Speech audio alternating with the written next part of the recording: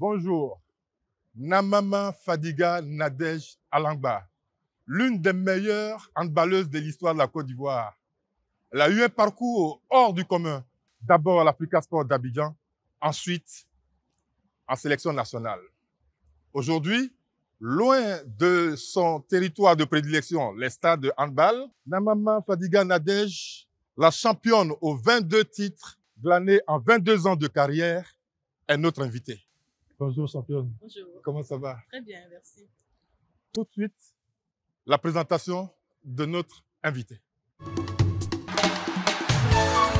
Incontestable icône du handball féminin ivoirien, Namama Nadej Fadiga a consacré 22 ans de sa vie à la petite balle.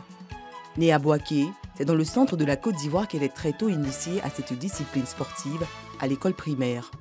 Alors qu'elle brille dans les compétitions de l'Office ivoirien des sports scolaires et universitaires OSU, elle est repérée par Michel Baldino, un coopérant français mordu du handball.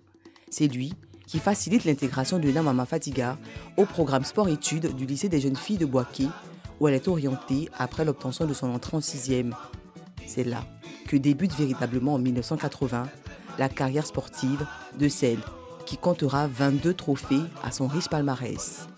À 15 ans, elle accède rapidement au statut d'internationale avec la sélection junior, dont elle devient la capitaine en 1982. Son talent inné et sa précocité la propulsent en équipe nationale senior en 1981. Elle en sera la capitaine en 1987. En club, sous la houlette de celui qu'elle appelle son père, Michel Baldino, Namama Fadiga est de la fabuleuse aventure de l'ASC Abinader de Bouaké, avec une génération exceptionnelle comprenant d'autres joueuses comme Kandia Camara, actuelle ministre d'État, ministre des Affaires étrangères, et Mariam Koné, actuelle directrice de l'Office national des sports. Par la suite, elle portera les couleurs de la SEC Mimosa et surtout de l'Africa Sport, dont elle a été également la capitaine emblématique pendant 14 ans. Désignée meilleure joueuse d'Afrique en 1998, Namama Fadiga possède un palmarès élogieux aussi bien en club qu'en sélection nationale.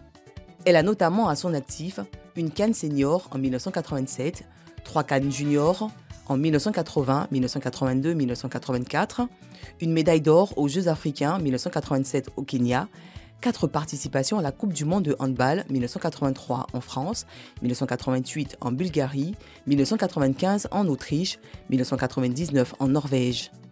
En club, elle a remporté 6 Coupes d'Afrique des clubs champions, 8 Coupes d'Afrique des vainqueurs de coupe, une Super Coupe d'Afrique, 17 titres de champion de Côte d'Ivoire et 12 coupes nationales.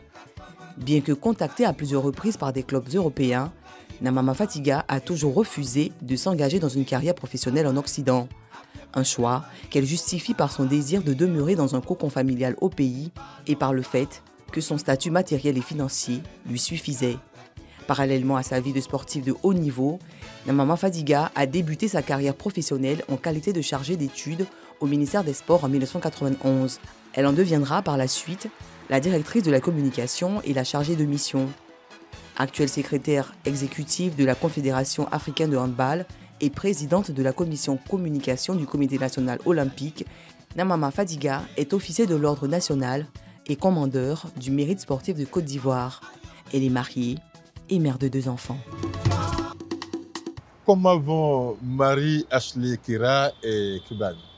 Très bien, Vos enfants? ils vont très très bien. Il y a Kira qui continue son petit bonhomme de chemin. Elle est en licence 2 de droit.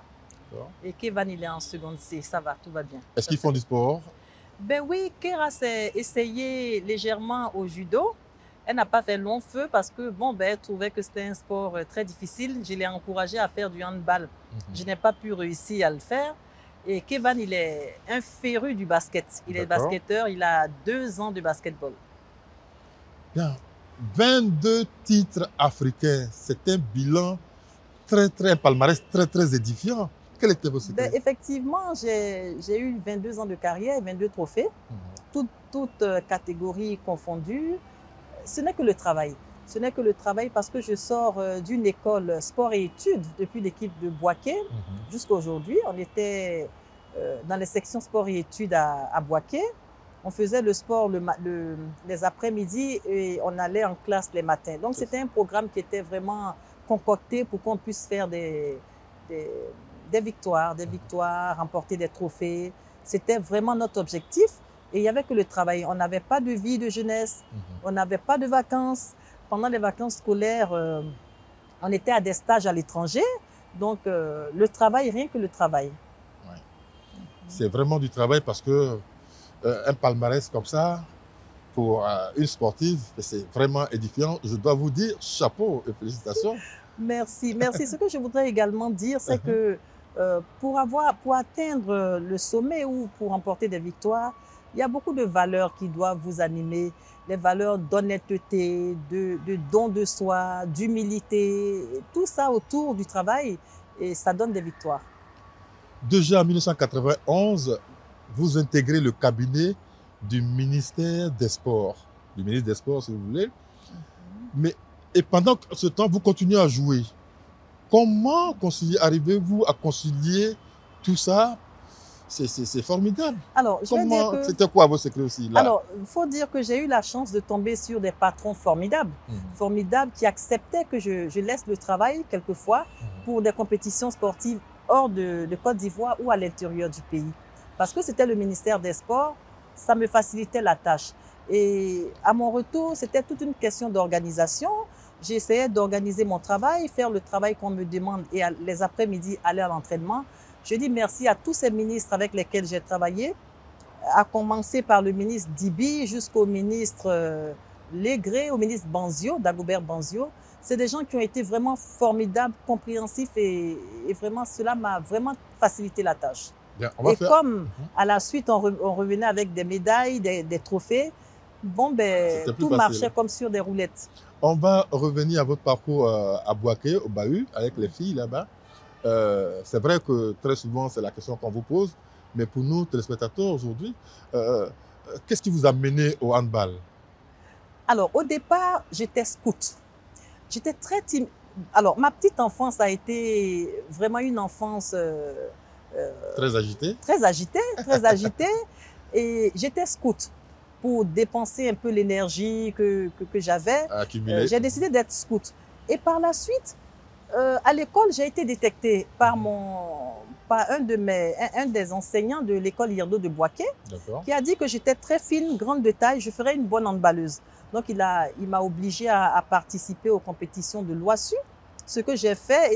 Et vraiment, en classe de CM2, j'ai été détectée par M. Baldino Michel, qui était un coopérant français, en fonction au lycée de filles de Bouaké. Et nous, au lycée de filles de Bouaké, en classe de 6e, nous étions toutes regroupées dans des classes à orientation sportive. Et on avait notre dortoir à part, on avait un programme diététique bien ficelé, bien aménagé pour nous permettre d'avoir beaucoup de force pour le sport. Et c'est comme ça que tout a démarré. Le déclic est parti de là jusqu'à la fin de ma carrière en 2002.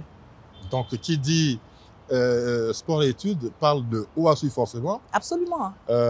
Vous qui étiez chargé d'études auprès du ministre des Sports, est-ce qu'à un moment donné, vous avez discuté avec monsieur le ministre de renouveler, de repenser le championnat universitaire scolaire? Oui, absolument, absolument. J'étais au ministère des Sports et tous les ministres qui se sont succédés ont vu que la clé de la victoire, c'était les compétitions OASU. Parce que les enfants étaient détectés très tôt, ils sont suivis jusqu'au lycée et cela leur permettait de constituer en quelque sorte l'ossature de certaines équipes au sommet de la Côte d'Ivoire ou l'ossature de certaines équipes nationales, notamment au niveau du handball. Cela nous a beaucoup réussi parce que c'était un programme qui était un programme suivi de main de maître par notre coopérant français, M. Baldino Michel, et aussi appuyé financièrement par le ministère des Sports et d'autres mécènes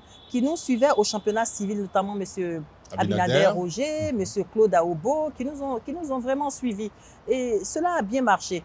L'OASU, c'est vraiment la pépinière détectée à l'école et qui poursuit son chemin jusqu'à remporter des trophées. Voilà, je pense que l'école est vraiment l'arène, le milieu où les enfants doivent être détectés pour le sport de haut niveau. Alors, vous parliez d'arène. Vous étiez dans l'arène il y a quelques années. Il s'est passé, vous avez joué une finale pendant les Jeux africains face aux Congolaises. Oui. Un match difficile à ce qu'il paraît. Ah oui, les Congolaises, c'était vraiment nos grandes rivales avant l'Angola. On connaissait le Congo, on connaissait le Nigeria et le Cameroun avant que l'Angola n'arrive. Alors, effectivement, nos matchs contre les Congolaises étaient de vraies batailles. C'était l'adversité, plein de velléités, c'était pas facile. Et surtout au cours de ce match, vous aviez une adversaire qui ne vous a pas lâché d'une semaine. Et effectivement, il y avait une joueuse du nom de Kada Yolande qui effrayait tout le monde parce qu'elle était très forte, elle était très corpulente. Ouais. Et moi, j'étais toute chétive, toute mince, et j'avais peur, franchement, de défendre devant cette joueuse-là.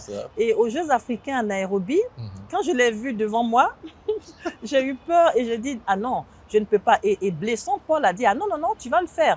Et je l'ai réussi. Je l'ai réussi. Et ce match-là... Vous avez tellement peur d'elle qu'à un moment donné, vous traversiez tout le terrain pour changer de... Ah ouais, je demandais à Joma Émilie, qui était plus forte que moi. Justement, c'est Émilie qui m'a filé le je demandais à Émilie de venir défendre à ma place et elle voulait le faire. Et coach Blesson nous a dit, paix à son âme, il lui a dit, ah non, non, non, il faut qu'elle reste là, il faut qu'elle défende.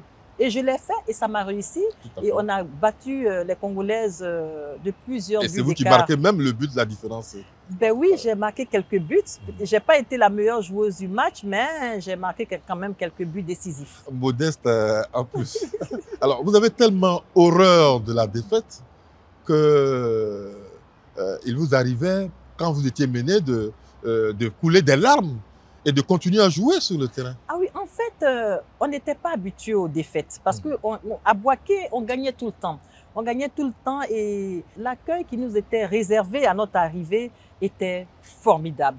Toute la population de Boaké qui nous accueillait avec faste, avec vraiment allégresse, et c'était très très bien. C'était très très bien. Donc, pour ne pas décourager ces personnes-là qui avaient de l'estime pour nous, qui nous supportaient et tout ça, il ne fallait pas perdre. Donc, quand je pensais à la défaite, je me mettais à pleurer, mais je restais sur le terrain et je me battais. Je me battais, je marquais des buts et il m'est arrivé de marquer des buts de la victoire. Comme au Sénégal en 84, où j'ai pleuré et la gardienne congolaise était ma meilleure amie. Mais nous avions eu un choc et j'étais tombée et l'entraîneur m'a dit « Ah non, tu ne vas pas sortir parce que tu es à un poste stratégique, il faut que tu restes. » Je suis restée, j'ai marqué les 2 buts de la victoire et on a battu le Congo de 17 buts à 15. Et c'était vraiment formidable, c'était vraiment fabuleux.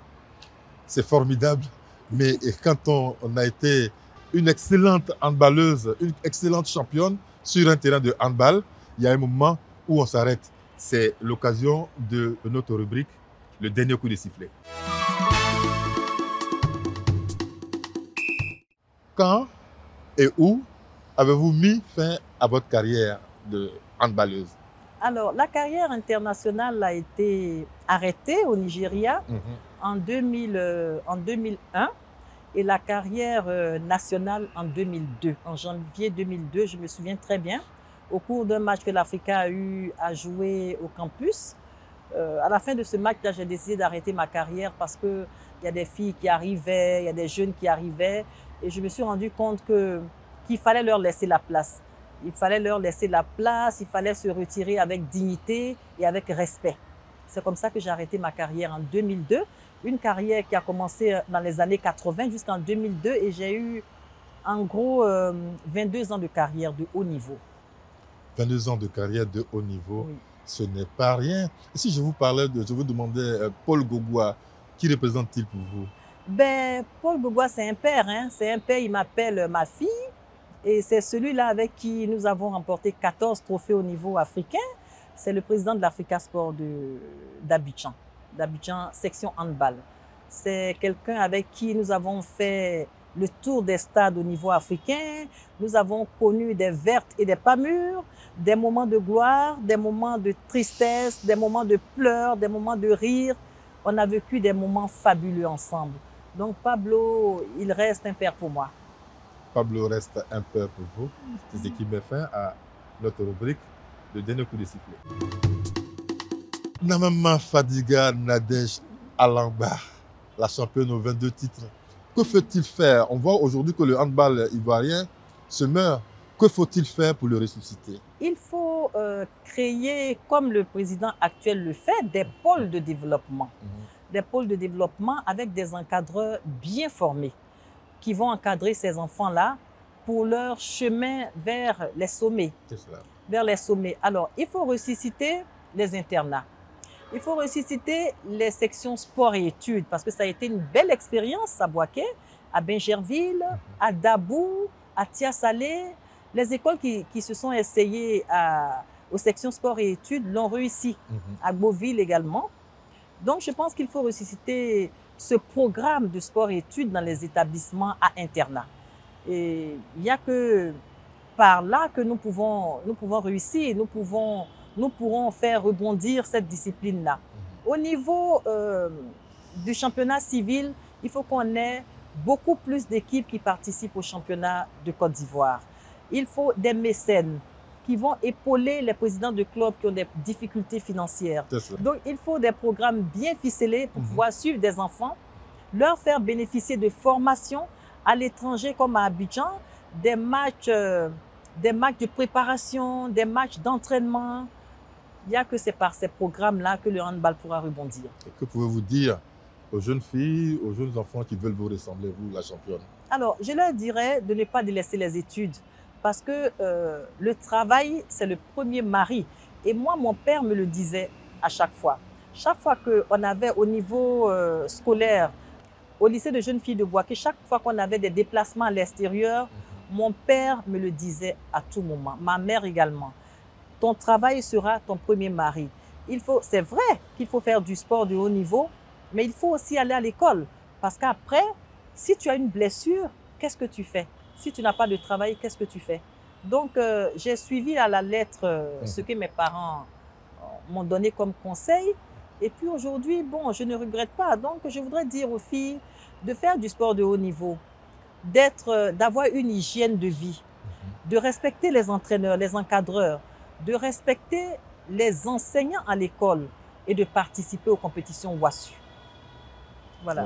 Vous êtes la réussite parfaite de ce binôme sport-études aujourd'hui. Avec votre palmarès, la carrière que vous avez aujourd'hui, vous êtes au Comité international olympique, vous êtes à la Confédération africaine de handball. Est-ce que vous avez le temps de vous occuper de votre famille? Alors, je suis au Comité national olympique en qualité de vice-présidente. Vice-présidente chargée de la communication. Je suis directrice exécutive de la Confédération africaine de handball. Je voudrais dire que je suis de ces personnes chanceuses. J'ai eu de la chance. J'ai eu de la chance, j'ai eu une belle opportunité qui m'a été favorable. Et donc aujourd'hui, il me faut m'organiser. C'est vrai que j'ai le travail, j'ai toutes ces casquettes. J'ai aussi ma vie de famille, de famille. J'essaie quand même d'assurer l'équilibre social de ma famille. J'essaie quand même de donner l'éducation qu'il faut à mes enfants, leur apprendre certaines valeurs, certaines vertus. Et puis, j'essaie quand même de jouer mon rôle de mère de famille et d'épouse. Je pense que je le fais comme je peux, en m'organisant, comme je l'ai dit, en faisant mon travail, en essayant de tenir aussi au niveau du travail et tenir ma casquette de femme et d'épouse. C'est maintenant l'heure de notre rubrique, la question de l'internaute.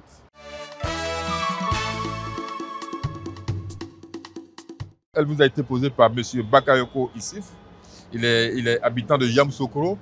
Il demande si vous vous retrouvez les week-ends entre anciennes gloires du handball, comme le font les anciens footballeurs des fois. On entend parler d'eux à Yopougon. Est-ce que vous avez le temps de vous retrouver comme ça entre filles? Malheureusement, non. Malheureusement, non, mais individuellement, chacune essaie d'entretenir sa santé. Moi, je le fais au moins 2 fois par semaine. Les samedis, ça c'est sûr. Les samedis matin, je le fais. J'entretiens ma santé avec un groupe de sportifs. Et je pense que c'est nécessaire. C'est nécessaire d'entretenir sa santé parce qu'aujourd'hui, le sport, c'est la vie. Le sport, c'est le bien-être. Le sport, c'est la santé. Et je pense que c'est nécessaire qu'on se retrouve, comme les footballeurs et comme aussi les basketteurs. Je pense qu'on va mieux s'organiser pour les prochaines fois. C'est la fin de notre rubrique, la question de l'internaute. Nous tirons allègrement vers la fin de cette émission. Je vais vous poser une dernière question. Si vous étiez une couleur, laquelle seriez-vous? Sans réfléchir, je dirais le rose fuchsia. Expliquez-nous. C'est ma couleur préférée. Et le rose, vous savez, le rose, c'est la couleur de la femme. Et je veux m'affirmer en tant que femme. Très bien habillée. Je veux m'affirmer en tant que femme, montrer que la femme a aussi son rôle à jouer dans la société. La femme doit accéder à certains postes de responsabilité. La femme doit lever toutes les barrières pour être au sommet. Donc pour moi, le rose fuchsia, c'est ma couleur préférée. C'est votre couleur préférée. Oui. Nous aussi, on aime le rose fuchsia. Un dernier mot avant de nous séparer, la grande championne que vous avez été. Ben, je voudrais sincèrement vous dire merci parce que ce genre d'émission réveille un peu les anciens de leur sommeil. Il faut que la population sache qu'il y a eu quand même des anciens qui ont ouvert les vannes pour les nouveaux sportifs et encourager la jeune fille à faire du sport. Parce que le sport, c'est fabuleux. Le sport entretient la santé, le sport vous permet de vous affirmer. Je vous dirais que il y a quelques années, longtemps en arrière, moi j'étais très timide et le sport m'a permis de m'affirmer.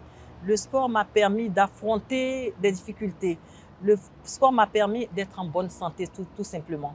Donc, je voulais vous remercier de nous tirer de notre sommeil, parce que les anciens doivent être considérés comme des modèles.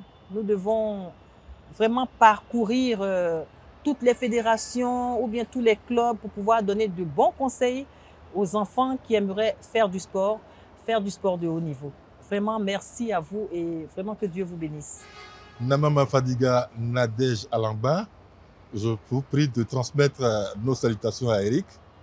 Merci. Merci d'avoir accepté de faire le déplacement depuis votre résidence à la Riviera jusqu'au Palais des Sports, le Palais des Sports, le théâtre de vos exploits. Merci infiniment d'avoir accepté notre invitation. Merci, merci. Vous me faites replonger dans des souvenirs. Vous me faites dérouler le ruban de mes souvenirs.